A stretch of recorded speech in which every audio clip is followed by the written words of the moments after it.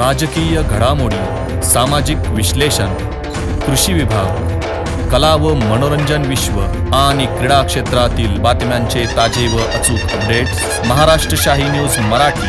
बातमी मागची बातमी, शोध सत्याचा. आत्ताची सर्वात मोठी बातमी पारनेर तालुक्यातून येते. संगमनेर पारनेर तालुक्याच्या हद्दीवरील मुळा नदी काठच्या 17 वाळू तस्करांना पारनेर तहसीलदारांनी नोटीस बजावली आहे. पत्रकार सहदेव जाधव यांच्या तक्रारीनुसार ही कार्यवाही करण्यात आली आहे. संगमनेर तालुक्यातील साकूर पठार भागातील तसेच पारनेर तालुक्याच्या सीमेवरून वाहणाऱ्या मुळा नदीतून वाळू तस्कर मोठ्या प्रमाणावर अवैध वाळू उपसा करतायत.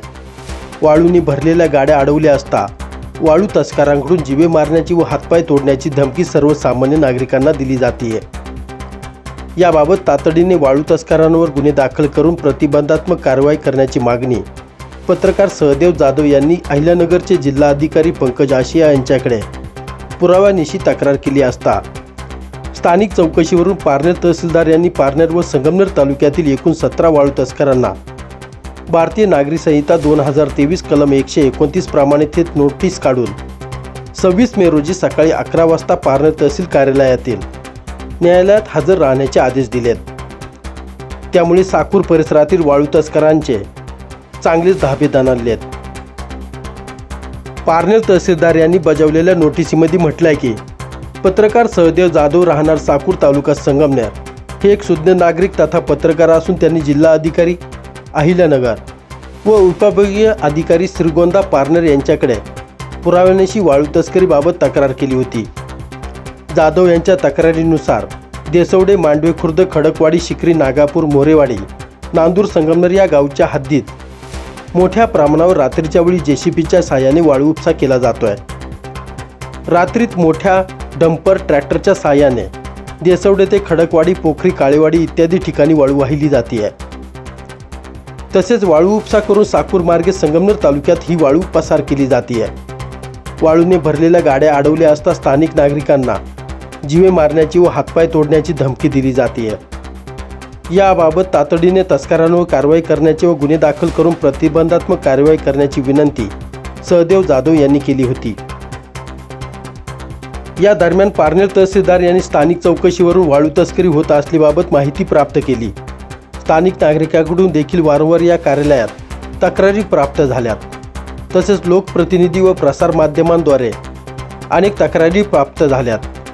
तसेच तक्रारीत नमूद व स्थानिक चौकशीद्वारे मिळालेल्या संगमनेर पारनेर तालुक्यातील 17 वाळू तस्करांची वाहने यापूर्वी पारनेर तहसील कार्यालयाने वाळू तस्करी करताना पकडलेली आहेत. अवैध गौण खनिज उत्खनन व वाहतुकीबाबत दंड देखील वसूल करण्यात आला आहे. यावरून त्यांचा अवैध गौण खनिज उत्खनन व वाहतुकीस सहभाग असल्याचे पारनेर तहसीलदार यांचे निदर्शनास आले आहे.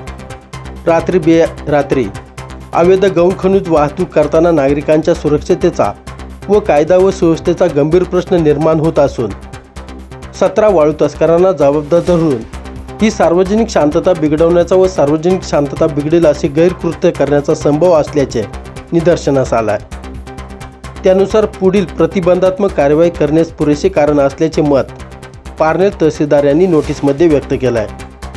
त्यानुसार पारनेर तहसीलदार तथा कार्यकारी दंडाधिकारी पारनेर यांनी 17 वाळू तस्करांना नोटीस बजावली आहे.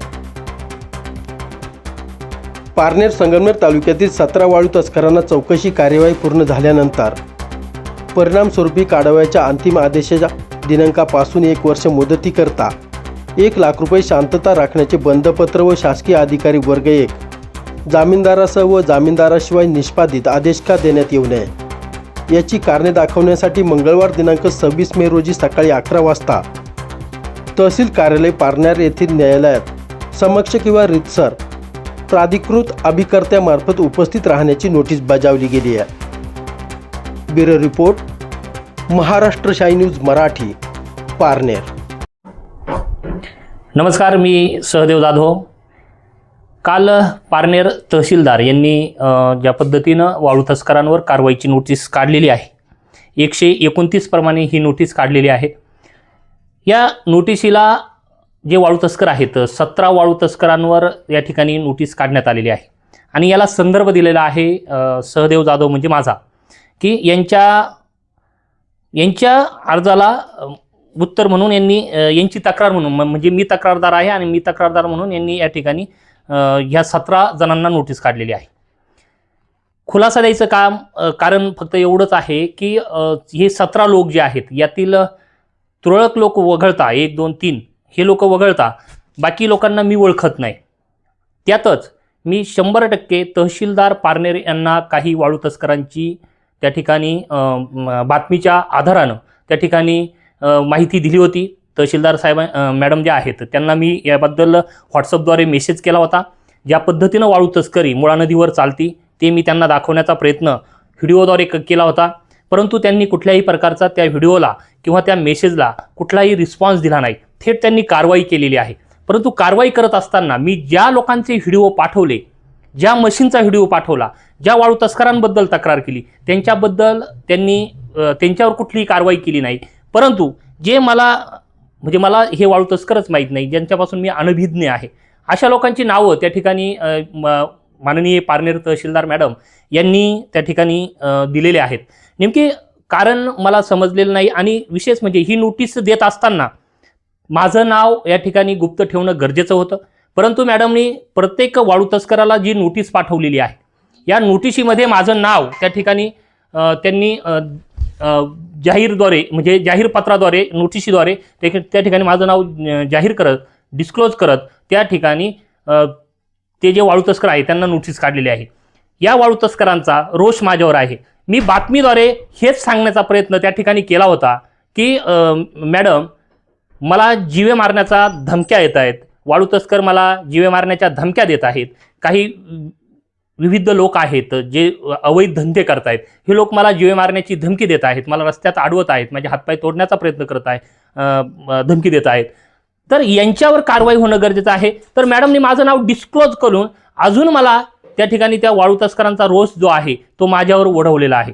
मला अनेक वाळू तस्करांचे मेसेज आले, फोन आले, माझ्याविषयी माहिती घेण्यात आली. माझ्या काही वाळू तस्कर जे आहेत त्यांनी म्हणजे मला प्रेमाने त्यांनी फोन केले का साहेब आमचा काय दोष आहे, आम्ही वाळू तस्करी जी आहे काही दिवसांपासून बंद केलेली आहे, तरीही आमचं नाव का आलं, हे मला तुम्ही आमच्याबद्दल का तक्रार केली, अशा पद्धतीचे मेसेज आले. तर 2 दिवसापासून माझ्या घरापाशी कुणीतरी रेकी करत असतानाही मला आढळून येत आहे.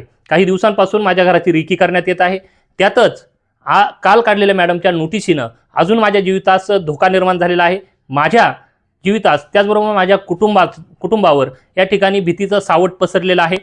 भीती त्या ठिकाणी माझ्या कुटुंबाला वाटत आहे. त्यामुळं माननीय तहसीलदार पारनेर यांना माझी विनंती आहे, आपण कोणत्या आधाराने किंवा कोणत्या नियमानं माझं नाव डिस्क्लोज केलं. मी तर त्या जे 17 नावं तुम्ही टाकले त्यांच्याबद्दल एक शब्दही तक्रार केलेली नाही, तरीही आपण त्या 17 जणांचे नावं टाकून त्या ठिकाणी माझ्या नावाचा उल्लेख करत तुम्ही त्यांना नोटीस काढली आहे, याचा मी आपणाकडून जाहीर निषेध आपला या ठिकाणी माझ्या माध्यमातून करतो. आपण एक रोष माझ्या मनात आपण जो रोष माझा जो रोष तुम्हाला जो आहे तो रोष तुम्ही त्या ठिकाणी अशा पद्धतीनं व्यक्त केला आहे असा माझा थेट आरोप तुमच्याबद्दल आहे. तरी माझी विनंती आहे मॅडम, आता माझ्या जीवितास भविष्यात जर माझ्या जीवितास काही धोका झाला किंवा माझ्या परिवाराला काही धोका झाला तर याला जबाबदार फक्त तुम्ही असाल. प्रिय ग्राहकांनो, लग्नकार्य समारंभ संसूक जवळच आली आहे. नवीन वस्त्र खरेदी करू इच्छित आहात तर मग आपल्यासाठी खास ऑफर व उत्तम क्वालिटी व दर्जेदार कपड्यांचे विश्वसनीय दालन Aditya collections and sari centre Sakur फाटा.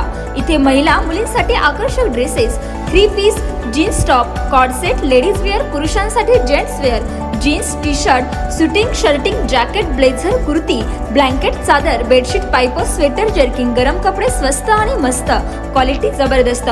लग्न कार्यासाठी ग्राहकांना 9वार साड्या होलसेल दरात, प्रत्येक खरेदीवर 10 ते 25% भरघोस अशी सूट. तर मग आजच भेट द्या आदित्य कलेक्शन साकूर फाटा. आमचा पत्ता पुणे नाशिक राष्ट्रीय महामार्गावरील उड्डाण पुलासमोर, साकूर फाटा, गुंजाळवाडी पठार, तालुका संगमनेर. प्रोप्रायटर कैलाश गांजे पाटील. संपर्क क्रमांक 7028 76 38 67. महाराष्ट्र शाही न्यूज मराठी, बातमी मागची बातमी, शोध सत्याचा.